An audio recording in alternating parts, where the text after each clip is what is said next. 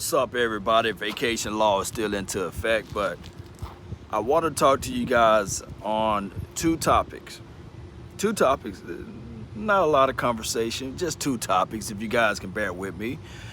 First and foremost, we got to talk about Damontae Kazee, the last line of defense, the safety. Everybody knows that last season we had this back and forth with safeties. Darian Thompson, of course. They also had Xavier Woods out there and a plethora of other guys that try to fill in that role. Hell, we were so desperate in a sense, we went out there and grabbed a brand new used car. We did. Now, when we think about it collectively from A to Z, we think about defense in general. Those who understand the name of the game when you're playing safety is to keep everything in front of you. Let me repeat, to keep everything in front of you. And shout out to CJ Goodwin when he came out there and they flexed him as that safety role against the Eagles that last week of the season, one of the last games of the season. He did a serviceable job. He kept everything in front of him. He was fast enough. So my thing is, if Damontae, if they're saying that he fully recovered, he got range, he got the ability to cover grass and dirt, and he got a good nose for the ball, everything else can work its way out because of these factors here. Trayvon Diggs is going into his second year, right? And before you guys say anything about the Jordan Lewis or Anthony Brown, we do have a guy named Bossman Fat, as well as other guys that we went in this draft to help this team out. Shout out to y'all just watching, man. The reason why I'm bringing up Damontae is because a lot of times when we think about it, yes, he already familiar with the system. Yes, he knows exactly what need to be done as it relates to that true free safety role. And secondly, we knew that when we saw Donovan Wilson, when he was substituted in, because we was all banging on the table, I try to keep it PG-13, we was all banging on the table saying that, hey, let Donovan Wilson play. Let Donovan Wilson play. And see, sometimes you will have a mindset and say, well, he's a strong safety, he's not a free. He's a strong safety, not a free. But he's better than what we seen out of Darian Thompson. He was better than whoever, I forgot the other guy. Stephen Parker, he made a splash play, one splash play.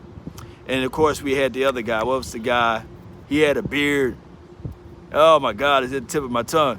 Ray, what's good with you? What's the guy name? He had the visor. We had him on the late night hype. God, who was it? Worley? Was it Daryl Worley's of the worlds? They tried to put him in a spot to play that role. It just never panned out. Never panned out. Shout out to you, Demetrius. What's good with our rookies? Hey, everything is good with our rookies. Everything. Worley's of the world. Shout out to you, Miss Jessica. Thank you so much for jumping in and tuning in. So we go back to say this right here, Cowboy Nation. Thank y'all, man, for jumping in. We go back to say all of this. This particular team, when we think about it, you got now a situation that you don't have to worry about somebody's trying to learn the system, because this guy Kazee already knows the system.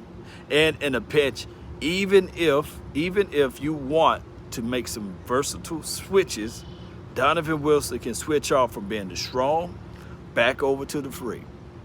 And they're grooming Israel to be that other free safety. And they don't have to immerse him with all of this information. They don't have to rush him out there. One can argue that could be the same that's said to even Bossman Fat. That could be said to even the other guy, Nashawn Wright. These guys don't have to be day one starters. They don't. What's up with your DDK? What's up with you, man? Appreciate you, Jay Lombardi. Appreciate you for jumping in for the party, man. Appreciate you. Shout out to you, Jay Versick, man. Thank you for the donation to help elevate the nation. Yeah, I'm on vacation law right now.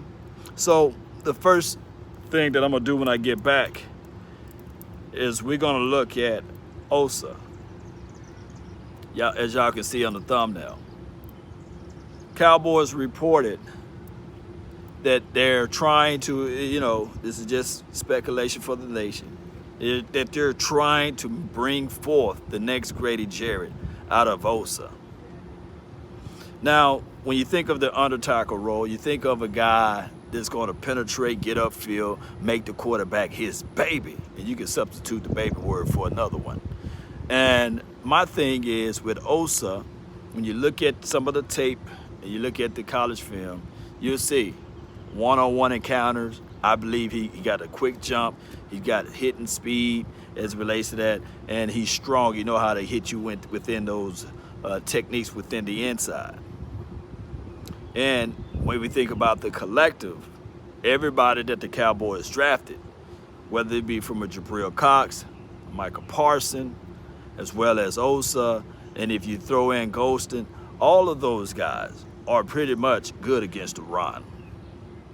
And for those who out there that knows football, and they can talk to me about this, the name of the game is stopping the run. You stop the run, force the team to be one-dimensional, you pretty much got the game. If you can make the team pass, you playing into your wheelhouse. Newsflash, that's how you get more interceptions. That's how you get more turnovers and takeaways. Jay Lombardi, what do you think about Kenny Vicario? I don't know about that one. No, we good. What do you think about Keanu O'Neal? It's going to make impact. This is from Miles. I think Keanu O'Neal, in every fighting situation, you need somebody to be that killer dog with that killer dog instinct. You need somebody ferocious. You need somebody that's going to fight. You need somebody that's going to claw. And that is what Neal is going to bring. He's a hybrid right now, but when you guys look at some of the clips, the brother looks like he's his linebacker now. He's solid. And when you think about it, let's go back into the details of what I'm talking about, the front four. The ability to stop the run. Did you guys check out Brent Urban, right?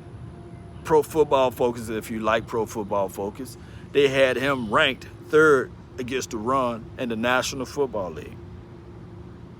Can I repeat? They had him 3rd ranked against the run in the National Football League. That's good stuff. It's good. All right, so let's talk about defense in general. Don't y'all know that the Cowboys led majority of the league in turnovers and takeaways basically in defense in the second half, causes them to be at the end of the year, hear me out, at the end of the year, 7th ranked overall. This is just me shooting facts. So what happened here, Cowboy Nation, is that people fail to realize game 1, game 2, game 3, game 4, there was no Randy Gregory, right? We was trying to figure this thing out with the other kid. I forgot his name. He went over there to, I want to say Everson. What's Everson? Griffin, right? Everson Griffin, right? We was trying to figure that out with him. We was trying to figure some other stuff out with the other guys, and it just didn't work. But I come here to tell you now that one of the most impressive off-season news that Jory, she reported, she's one of the beat writers for the Cowboys. Well, she speaks nothing but Cowboys on her Twitter page. She writes for the Cowboys. She said one of the best things that can ever happen for the Cowboys is having Randy Gregory in the mix, knowing that Randy Gregory, week 1, will be ready. Knowing that Randy Gregory will not have to wait to week 5 and to week 6 to get his football legs together.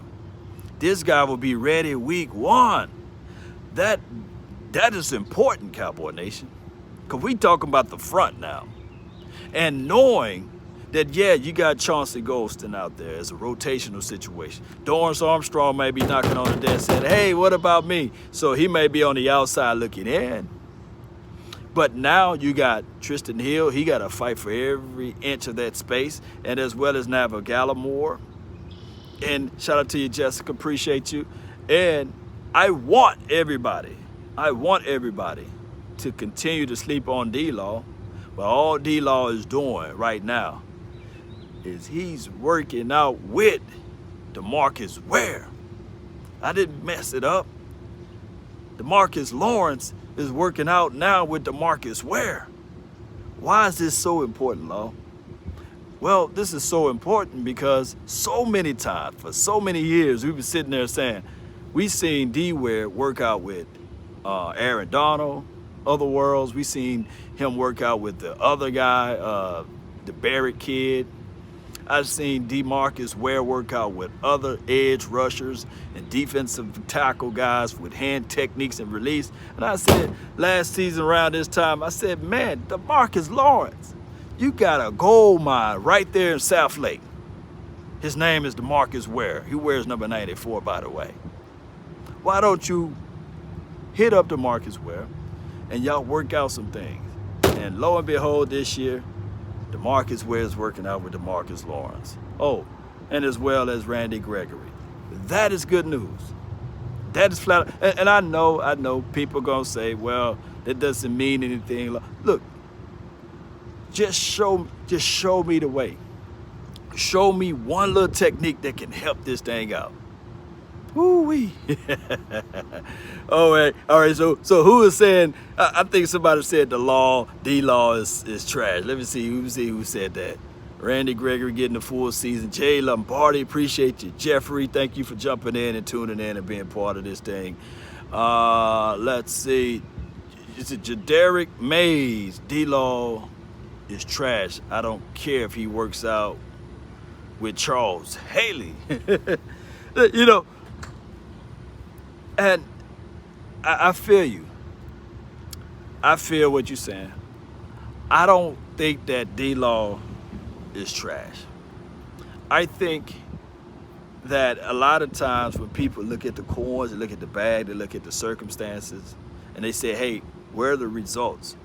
I understand that he's good against the run. Oh, I'm sorry. He's great against the run.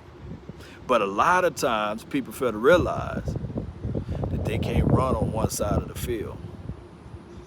And on top of that, if you're getting double teamed, then shouldn't your interior guy eat? Woo! Guess what? It falls right into the wheelhouse of what I'm about to talk about. If you look at the thumbnail, Osa, double O, this guy, when you look at the tape from UCLA, and I know this is not against NFL man-body guys, but this is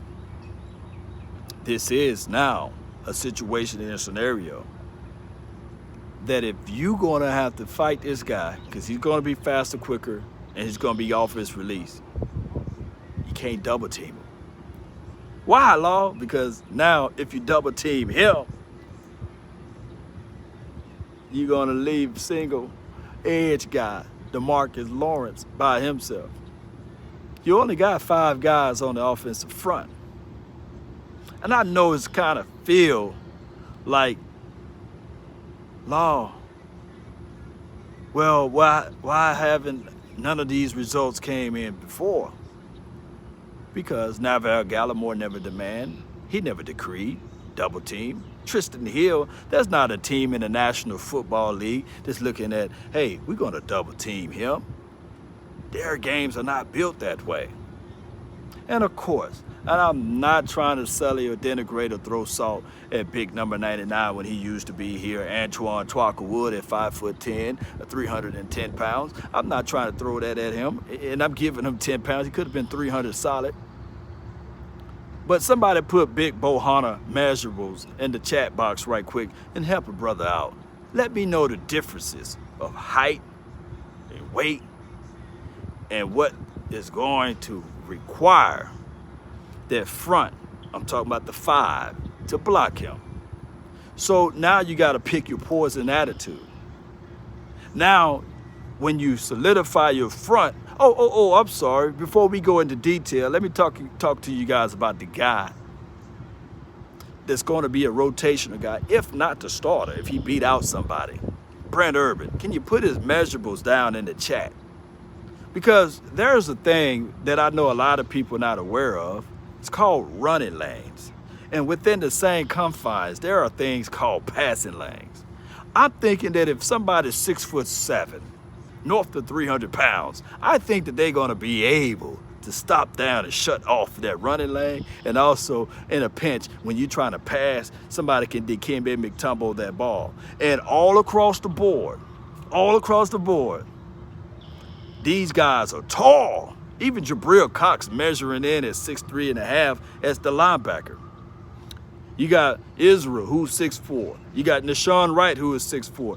J-Ron Curse, who is 6'4". All of these guys are tall. It's like a basketball team, for crying out loud. So what's going to happen here is that we're trying to make it one-dimensional football, and if the quarterback's trying to get the ball off quick, we can bat the balls down. That is what they're doing. I know a lot of people will go back and forth with me on Richard Sherman, Richard Sherman, he's cool. Chris Richard, that's who I wanted to say. A lot of people say, well, Law, we talked about this defense before, and y'all talked about Chris Richard and these sorts of things, and it didn't happen. I come here to tell you guys, name me one player that the focus and the concentration was on when Chris Richard got here from a draft aspect. And I will hush. Name me one guy that they was drafted just for it to fit his system. Alex, what's good with you, man? Appreciate you. Yeah, he said, will the difference numbers of defensive be advantage Law? With a difference numbers on defense will be an advantage. Oh, Alex, I get what you're saying. Yeah, I'm gonna ask that question. I'm gonna answer that question for you. But before I answer that question, I want to get this point out. Name me one player. Because people are so quick to say, well, Chris Richard's system was flawed when he was here. yo, my guy, Jadarick, man, you right. Chris Westbury was the only guy, and he was undrafted.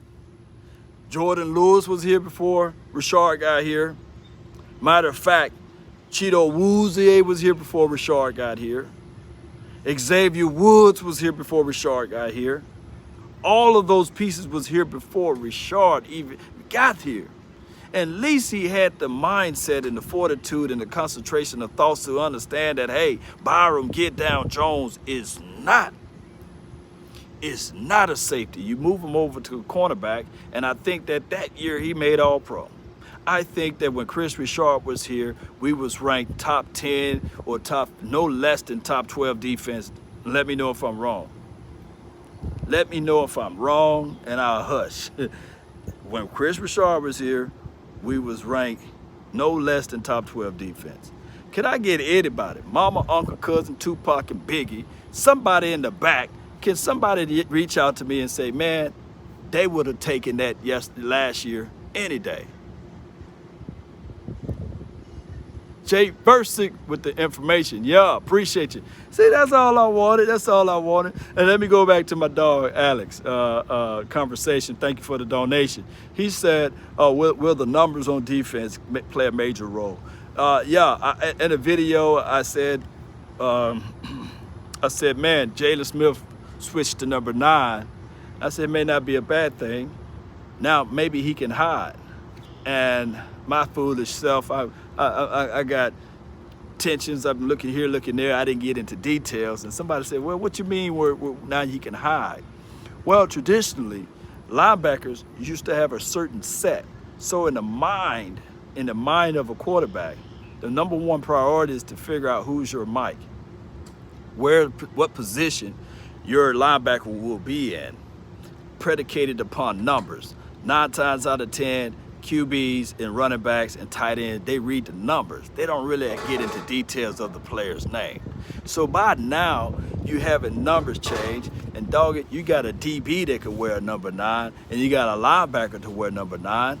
It causes all type of influx to your system of thinking.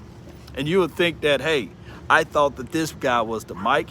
And it's so crazy because I love the fact that even Donovan Wilson switched his number to 6, because you can really get medieval and crazy with this thing, and you can move Donovan Wilson at a cornerback role, and you reading the defense like this, and you were thinking, I'm not saying that Donovan Wilson is a cornerback, by the way, but you be thinking that, hey, number 6, he's the corner, he's the safety, and the whole time the scheme could be that he's flexed out as the cornerback. That's how numbers can make a crazy situation for you. And that's just how it is. These new number rules, I guarantee you some of the newer players, they're not mad at it. But the veteran guys, they are really peed off at it because of the fact that they don't have that cheat code to understand that, hey, nah, 47 is the D lineman now. He's not the linebacker. And watch out for Bill Belichick, because he might really finesse it. He might really finesse this thing. He might change numbers around just because, just off of principle. So, Cowboy Nation, I got about 3 to 4 more minutes before I roll and spend some good quality time. I don't have my coffee yet. I'm waiting on my coffee. Got to go get some breakfast inside of me. Reason why I brought up Bill Belichick, because we play him this year, right?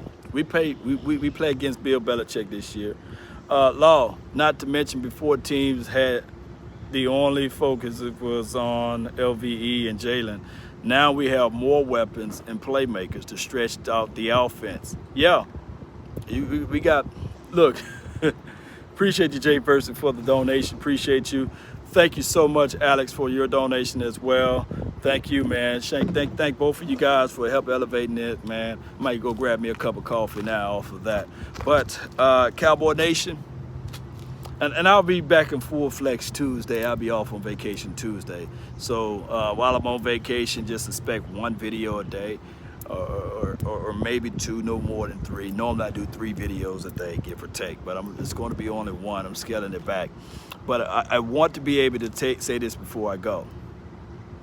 This season, do not fall into the traps of thinking that we should be, number 1, Legion of Boom. No.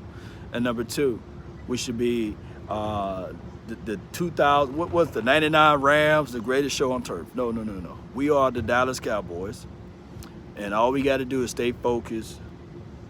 Let's just bring these guys in and try to get out of this training camp and all of this stuff without an injury, right? And we get this thing going back the right way. Hating on Jalen for swiping. Yeah, Ready Red. Look, Jalen is here for this year. And I believe, hear me out, I believe that Jalen, with this system, give him time, and he probably have his best year. Think about it. In 2000, what was the year he got paid? The year he got paid was a year under whose system? That's been my time, Cowboy Nation. I really thank you all for yours. And remember, you're listening to nothing but the best. Go Cowboys, let's go, baby. We out. Peace.